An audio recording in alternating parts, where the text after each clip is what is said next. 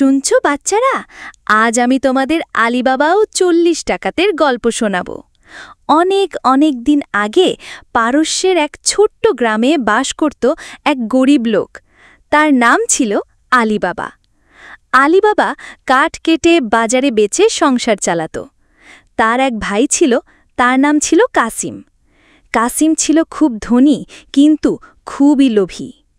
একদিন আলীবাবা জঙ্গলে কাঠ কাটছিল। হঠাৎ সে শুনতে পেল ঘোড়ার টাপুর শব্দ। সে ভয়ে তাড়াতাড়ি এক গাছে উঠে গেল। কি দেখল জানো? ৪০ জন ডাকাত, সবাই ঘোড়ায় চেপে একটা বড় পাথরের সামনে এসে থামল। ডাকাতদের নেতা চিৎকার করে বলল, খুল যা সিমসিমি! কি আশ্চর্য! বিশাল পাথরটা ফেটে খুলে গেল। ভেতরে ঝকমকে সোনা, রূপা আর হীরার খনি। ডাকাতরা ভেতরে ধন লুকিয়ে রেখে